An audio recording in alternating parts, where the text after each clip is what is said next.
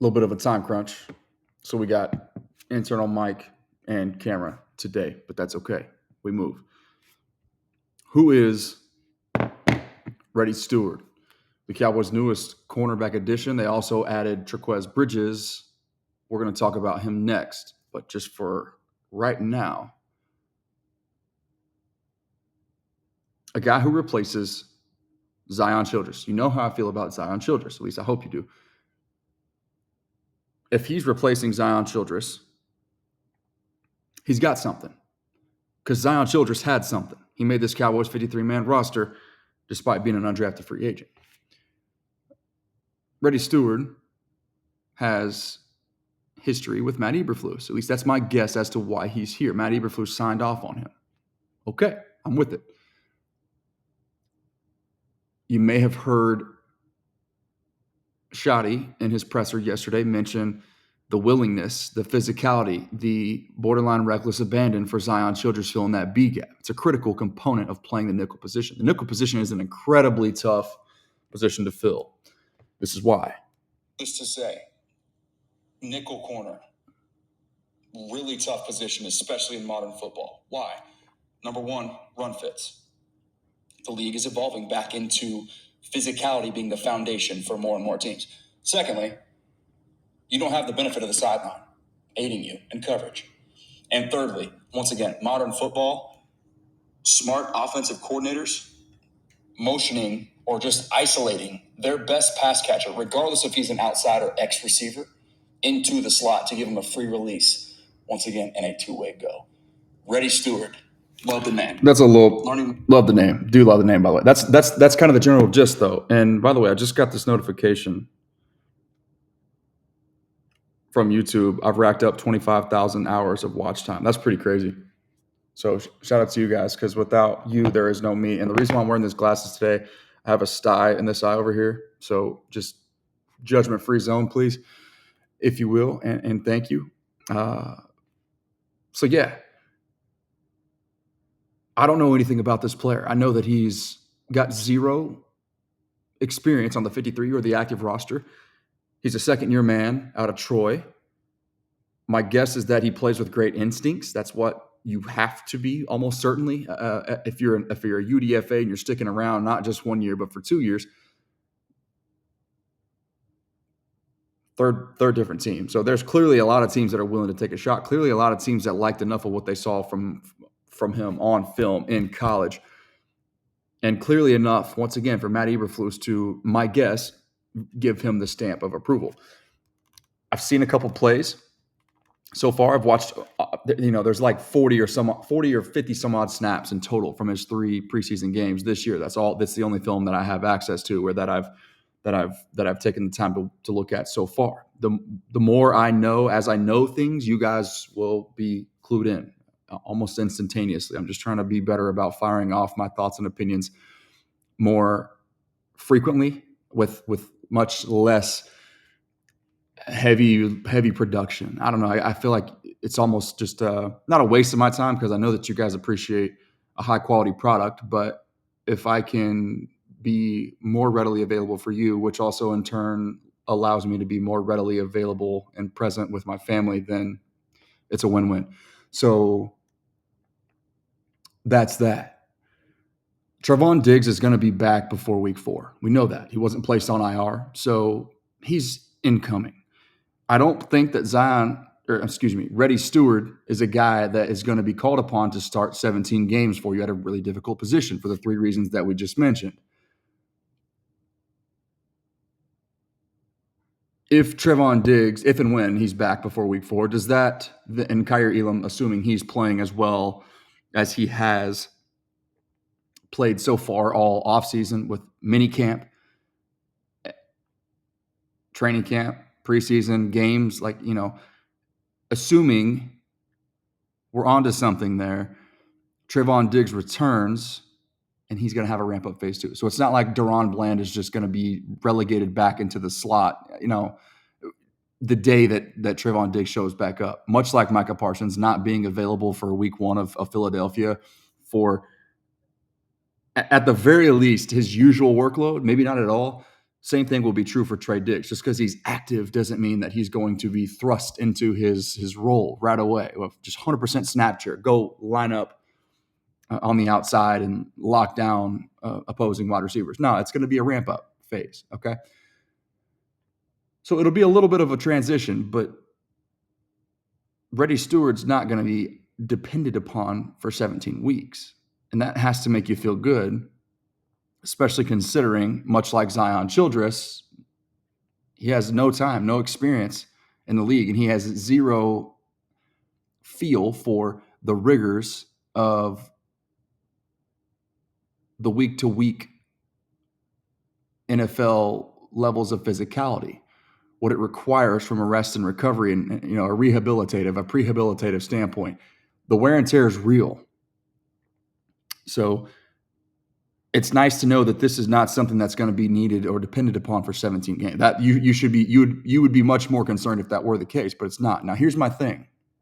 I see some stickiness to his game so far from what I've seen, albeit against preseason opponents, second and third stringers, sometimes perhaps even guys that aren't even in this league right now.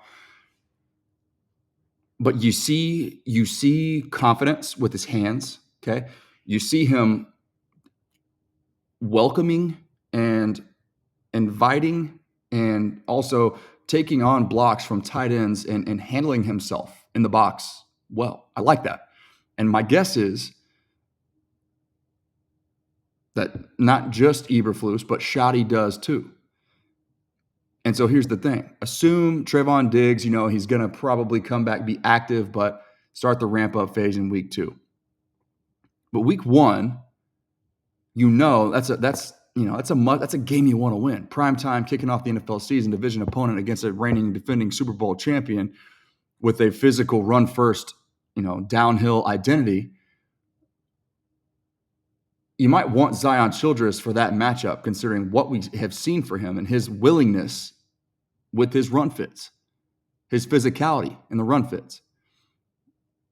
I don't think they waive Zion Childress with this Philadelphia game looming if they don't also feel good about Reddy Steward in that same department first.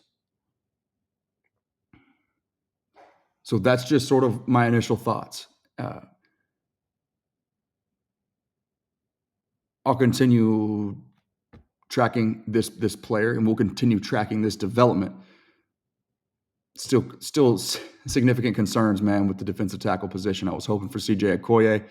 That didn't come to fruition. He cleared waivers and then re-signed back with Baltimore. That was kind of unfortunate, but to see Patrick Nosey Walker pick up on it, to see John Owning pick up on it, to see obviously myself and Will Skywalker Steele, who brought him to my attention.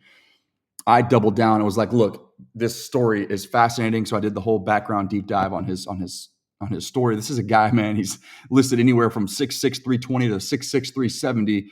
And his first snaps of organized football came in the National Football League. Just absolutely insane. The new Nigerian nightmare, I guess is what they call him, would have been a fun prospect, but we roll with what we got. Other quick takes, I guess. Micah Parsons. Did you see the grievance that's being filed now? There's a position-specific money-related grievance that now he is, or at least his camp is taking to the league.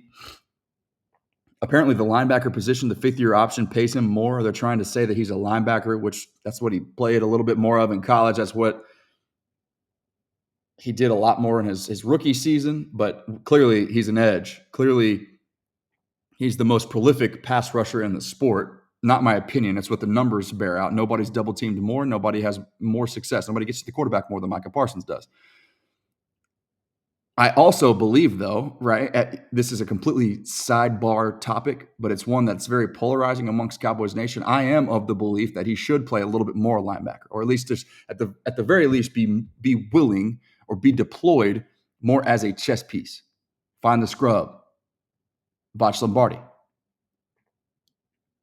He doesn't have to be entrenched in one specific location. Off of the edge, he's much more easy to game plan for. He's easier to deal with. Move him around. Okay, but still, Mike Fisher said it best with this grievance here that he's filing. Once again, it's just a leverage ploy. Mike said it best. Just because a running back takes a couple direct snaps on a week-to-week basis doesn't give him the right, doesn't make him a quarterback. Okay, same thing here. Just because you line up a few snaps off ball doesn't make Micah Parsons a linebacker. It's not how this works. Okay, so that is what it is. Now, the other thing that I want to bring to your attention, AOC, Attack on Cowboys. I stumbled upon a project that he posted, and I don't know how I stumbled upon it or why it was recommended on my feed, but I hadn't really heard this before or considered this. But he posted a very interesting observation and honestly a wildly entertaining project on tampering regarding Micah Parsons. One could very easily make the argument that Micah Parsons could just as quickly fire back at Jerry Jones and say that he tampered with Micah for trying to, leverage himself behind David Mulligetta's back. That's that's probably fair. But the Green Bay Packers,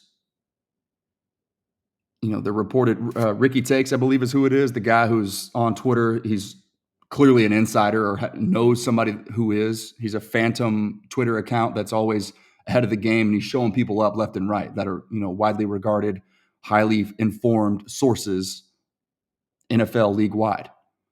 Okay, and he's beating them to the take. He's beating them to the punch. He's more correct. He has a reputation for predicting things long before it's even a storyline. But he kind of brings to light this situation involving the Packers and their willingness to trade for Micah Parsons with the contract figures of what they would be willing to offer, not just with draft capital and player capital, but with financial capital too, with what they would be offering with the extension. So the fact that these figures are public and it's very specific figures, somebody's leaking something. Or we have reason to believe that if we trust Ricky Takes here, Ricky Scoops.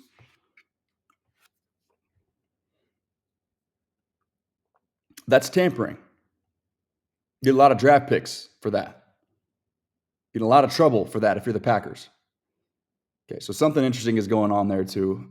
Micah Parsons, though, the last thing we kind of touched on it a second ago, I related it to my baseball playing days. I'm a baseball guy. I used to be, right? And so you must callous your body with in-game levels of intensity over a period of time before you're considered ready or active or healthy or full go or back to 100%.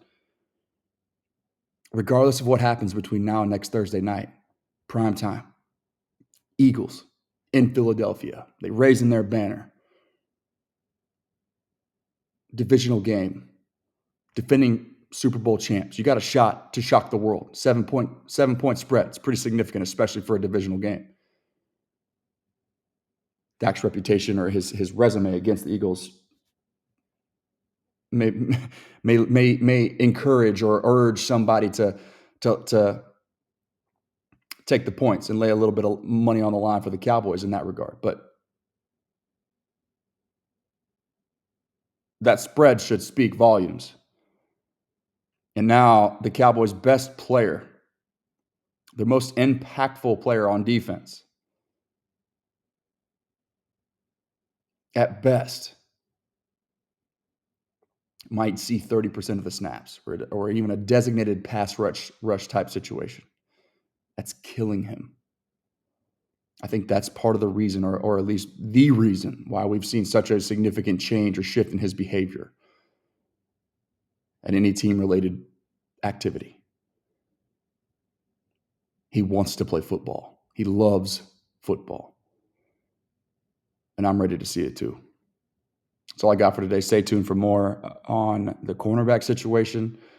And I'll be headed to Columbus, Ohio in 2 days to watch the Horns take on the defending national champion Ohio State Buckeyes. So interesting start to both seasons for both of the teams that I so passionately cover here. And I do so alongside Inside Texas, the number one spot for all of Texas sports, but especially Texas football. If you like and appreciate my takes, and you'll come here for the biggest and most significant things to know, the below the surface things to know, the biggest keys to the matchup I've already been uncovering on Instagram, and I'm bringing that to Twitter or to YouTube as well. You'll come here for the specifics on the biggest things to watch for. Below the surface, but the biggest things.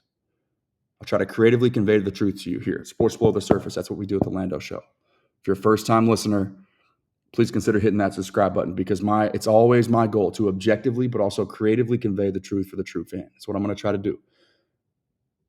But if I disappear for a couple days, just know it's in good faith, and it's with regards to the other team that I am so passionate about covering, the Texas Longhorns. I'll be on site for that game, but of course I'll be back with Eagles-related and Cowboys-related breakdowns all the following week as we count down the days, man.